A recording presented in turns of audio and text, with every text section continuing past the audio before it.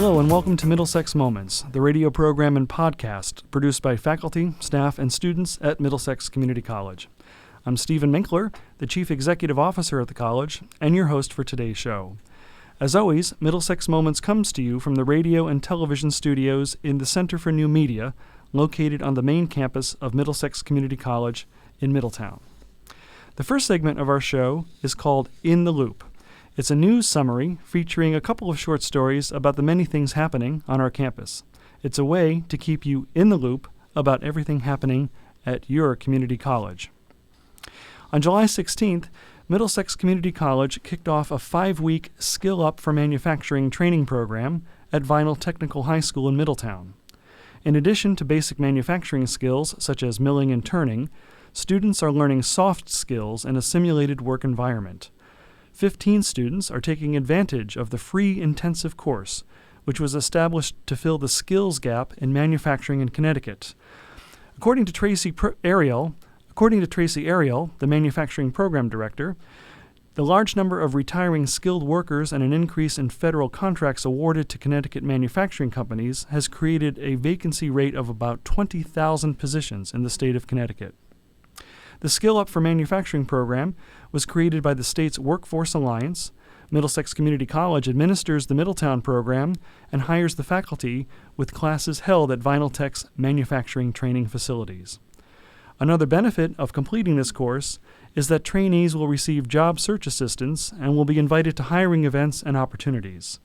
Julius Delgado from Bristol, a student who currently works as a line cook, said, "Many manufacturing companies want to find someone who knows what they are doing." The Skill Up for Manufacturing program is accepting student applications on a rolling basis for the fall Middletown class, and another fall class will also be held at Gateway Community College in New Haven. John Gielman, a Middlesex Community College student, is one of 207 Phi Theta Kappa members who have been named 2019 Coca-Cola Leaders of Promise Scholars. He will receive a $1,000 scholarship. Phi Theta Kappa is the premier honor society recognizing the academic achievement of students at associate degree granting colleges and helping them to grow as scholars and leaders. The society is made up of more than 3.5 million members and nearly 1,300 chapters in 11 different countries.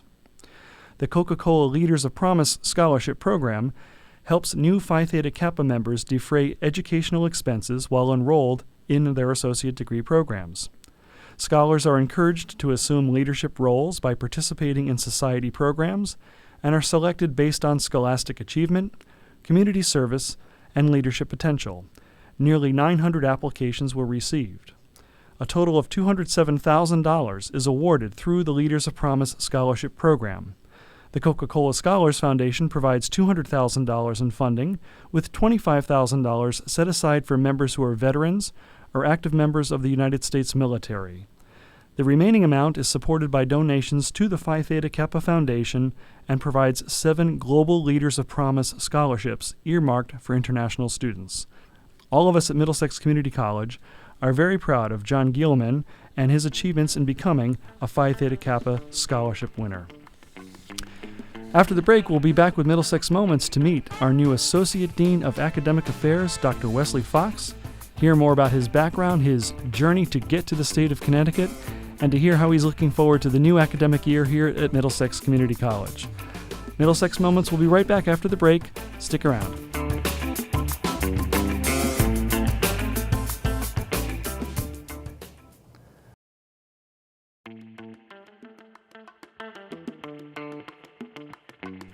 Hello and welcome back to Middlesex Moments, coming to you from Middlesex Community College. This is Steve Minkler, and joining me now is my special guest, our brand new Associate Dean of Academic Affairs, Dr. Wesley Fox. Hi, Wes, how are you? I'm doing well. How are you? All right, thanks for joining me today. It's a pleasure to be here. So, Wes, you've got a lot of experience in higher education. You've also had a background as a police officer, and we hope to hear more about that in our time together today. But most recently, you were at Southwest Tennessee Community College. So tell us a little bit about your time at Southwest Tennessee and what brought you to Middlesex. Okay.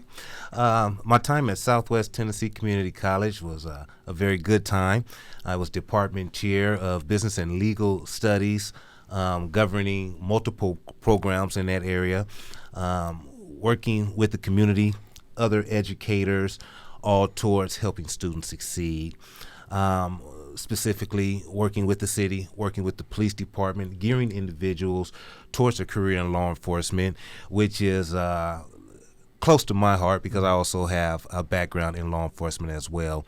So combining my law enforcement experience with my academic abilities and my leadership role in academics serve the community need to help students achieve their dream. Okay. Well, how did you first become interested in a career in law enforcement when that became your first career as a younger person? Interesting. Originally, I actually wanted to be an architect. Okay. But during the 1960s, my father was a police officer for the city of Compton. And prior to his passing, he actually asked me to be a police officer. And so I enrolled in school to learn more about criminal justice in that regard. And it was second nature. I met a professor there, Grant Boyer, who was my professor at Long Beach Community College, and he took me under his wing. He mentored me. He created a pathway for me, and that led me into law enforcement. Mm-hmm. And during my career in law enforcement, I spent 12 years in law enforcement, ranging from patrol, school resource officer, homicide detective, DARE officer, which was a fabulous occupation, a fabulous role to play. So I served in multiple capacities, and what I'm grateful for is that I was actually able to gain that industry experience that I can actually share with other individuals. So I would imagine with all those different roles as a police officer and in criminal justice, you saw a wide variety of a slice of life in America. Yes. But also working, I think, in positive ways with youth, it sounds like. Mm-hmm. And what was some of that, what drew you to working more with the community in things like DARE programs and other things that maybe got you into schools? What drew you to that? Growing up in South Central Los Angeles, as a youth in a specific environment, I was often told what I could not do, what I would not do. But statistically, I was able to beat the odds. I had a great support system. I stayed focused. And so rather than believing that I could not or would not, I was actually able to achieve. And so I used that as fuel to feed forward, to help others. And when other individuals believe that they aren't able to achieve or they're a product of their environment, I use myself as an example, and I let individuals know if you apply yourself, you can achieve. You have a good support system, you will achieve. The sky's the limit, and all we have to do is be guided, be mentored, be nurtured, and we will ultimately be successful. Mm-hmm. So I can see where that would be an easy jump with that mindset and that attitude to go from being a police officer into then education and higher education. Yes. What brought that change about for you? What happened? Working in law enforcement, it's a different mindset. It requires many different skill sets. One of the greatest skill sets in law enforcement is the ability to communicate, the ability to work in diverse communities. Education has always been a passion of mine. Even in the police department, when you're training someone or you're providing presentations, you're bringing that educational element into the job.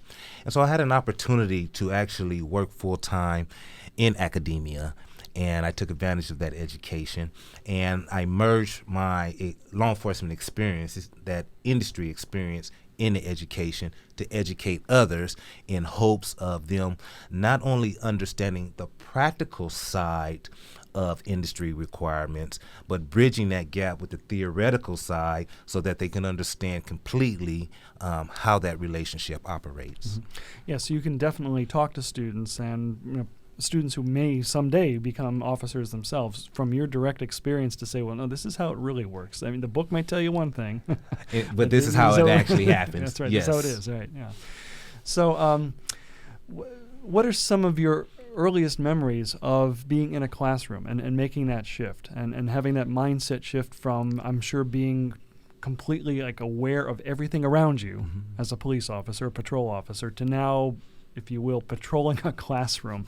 What are some of your earliest memories of making that shift? Was it terrifying for you? Or?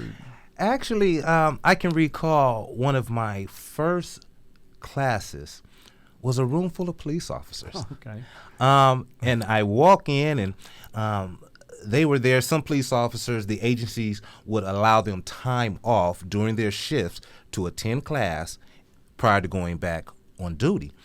And so I walk in, and there's a classroom full of uniforms.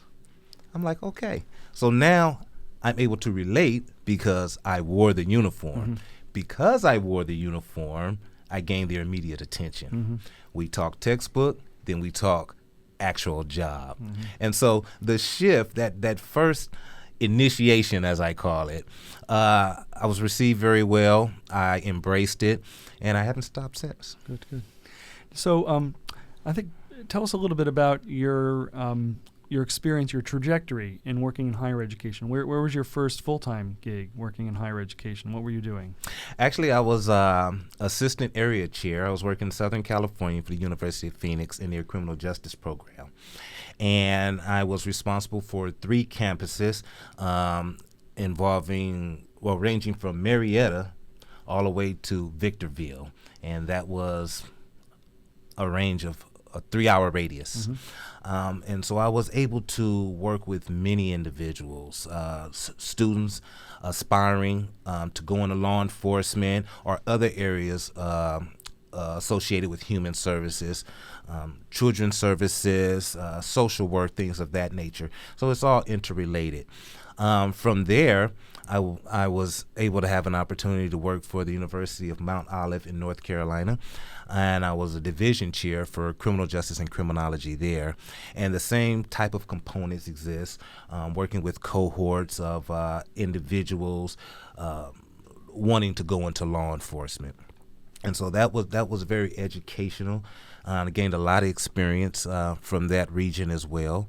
From there, I moved over to Missouri, MSSU, Missouri Southern State University. And there I was a graduate program coordinator for their criminal justice department. And that was really nice, working with the students. And while there at MSSU, I was actually an academy instructor because we had our own police academy at the college. And so that was very interesting, and developing curriculum and teaching courses that's embraced and enhanced criminal justice courses. That was very encouraging. From there, then I had an opportunity to relocate to Memphis because actually I attended high school in Memphis, and then went back to California. And so, with family being in Memphis, I was able to rejoin them there, and that's when I was at Southwest. And then that was very interesting. Many wonderful connections.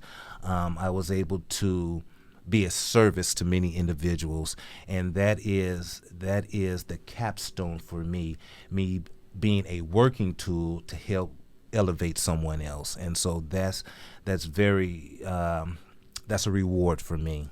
And then an opportunity arose to come here to Middlesex, a professional development to increase my experience from being a department head to now an associate dean of academic affairs. That is a large blessing for me. I am thankful for it. And while I'm here, my intention is to be an active member of the community, working with students, industry leaders, and other educators to meet community needs, to determine what those needs are, and see how we can play a central role in meeting that need.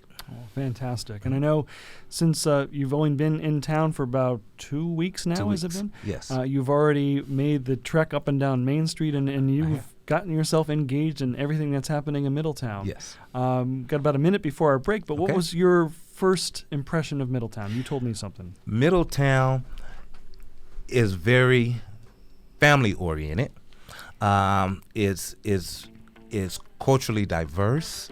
It's very welcoming, and I am excited to be here.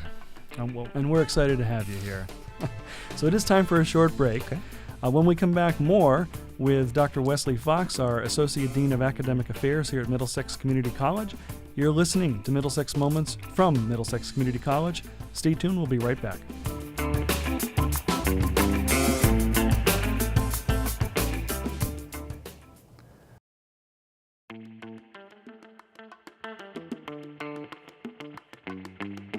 Welcome back to Middlesex Moments, coming to you from Middlesex Community College. This is Steve Minkler, together with my guest, Dr. Wesley Fox, the Associate Dean of Academic Affairs, who began his job here at Middlesex this July. So glad to have you here at Middlesex. Thank you.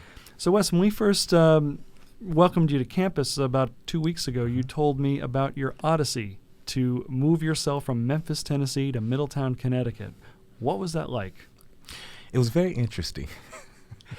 Packing up, loading up, and making a 22, 23-hour drive from Memphis to Middletown was very interesting, but I accomplished the goal. You did. Yeah. So you also told me about a bit of a surprise when you tried to cross the Hudson River over the George Washington Bridge. I didn't did. You? Yeah. What was that experience like? Being new to the area, as I tried to cross the bridge, the toll is $15 for a single vehicle. Well, because I had a U-Haul and a trailer attached to the U-Haul, they charged me per axle. So that $15 rose to $84. So welcome to a new environment, okay? Welcome to New York. Welcome to New England. There you go. And you found yourself an apartment here in Middletown. I did. How do you anticipate connecting yourself with the community?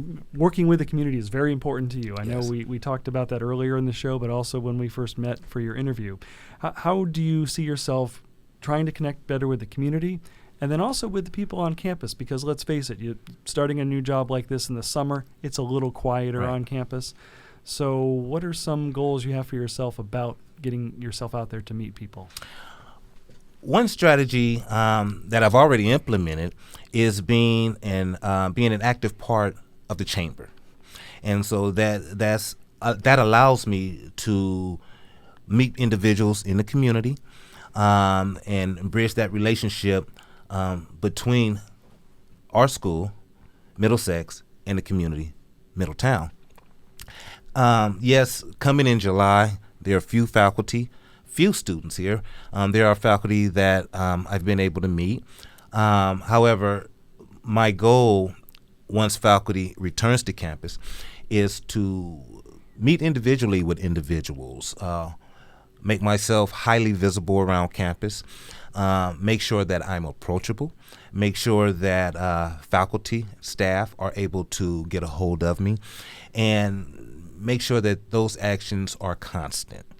Not only do I plan to meet with individual faculty members and staff, but then together as programs and disciplines and things of that nature, so that I can make a determination of what the needs are and what we can do to support that needs to move the college as a whole forward. So in that respect, how do you see yourself acting as a mentor to the faculty that you'll be supervising? And you've gone in your background from working in criminal justice and then expanding that out into business, hospitality, other parts of the college. Now you have all the faculty reporting to you. So what's it going to be like for me as a faculty member to have Dr. West as my mentor?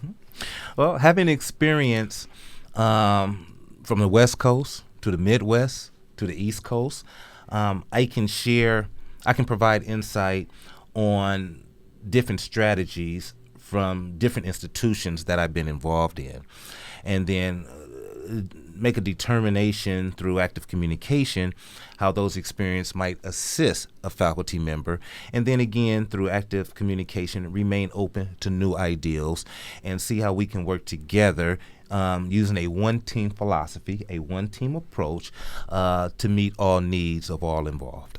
In terms of the one team, I think for some of our listeners who have heard my introductions of myself, I've been lead campus administrator, academic dean, chief executive officer, And your presence here it signals a remodeling of our leadership team. So you're on board at the same time. We now have a new Dean of Academic and Student Affairs, Dr. Sherelle Mathis, and an assistant to the Dean who'll be working closely with you, Shelley Figueroa. Yes. And how have you found your new teammates so far? What's your impressions of them? My impressions of Dr. Sherelle Mathis and Shelley Figueroa, I can sum in a single word: gift. I am excited to be part of the team. They are creative, they're innovative, they are filled with enthusiasm, and we share the same ideal of doing what's required to help students succeed.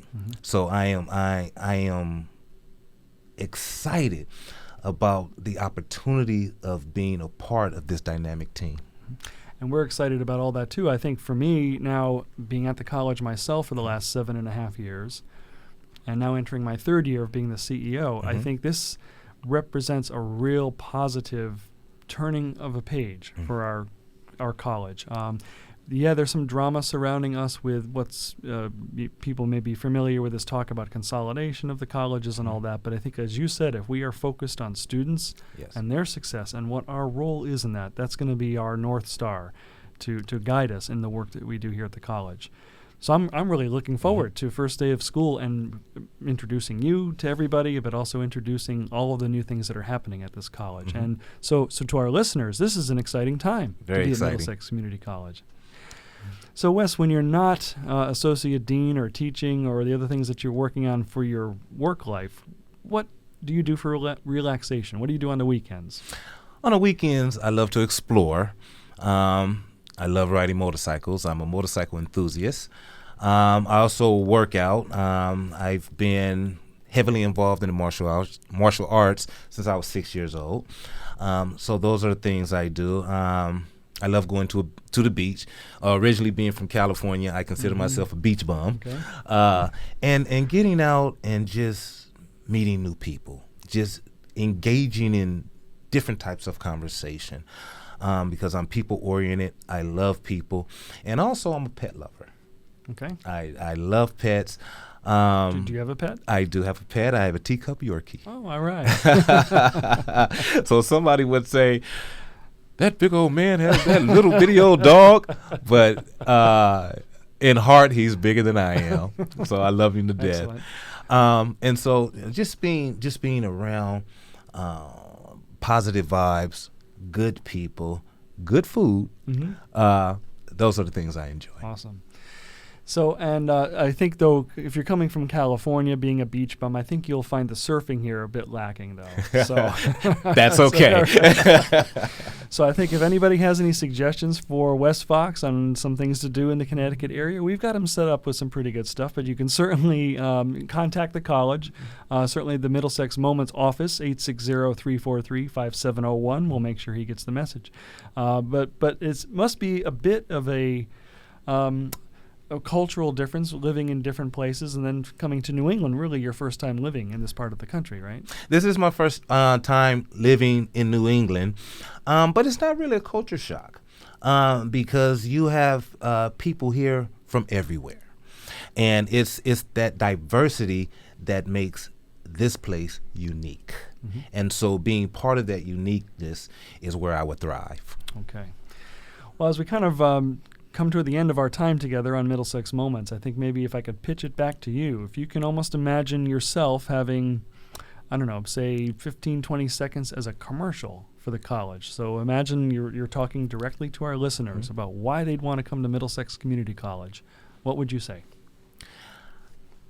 I would tell our community that Middlesex is a place that focuses on specific needs, where we transform lives and transform education. Our purpose here at Middlesex is written directly in our name, community, and we are here to serve you. I think that's a great way to end that. Well, thank you so much for being with me today, Dr. Wesley Fox, Associate Dean of Academic Affairs here at Middlesex Community College. Only 2 weeks on the job, but we hope this is the first 2 weeks of many long years at the college and in our community. So thank you so much for being with us. Thank you for having me.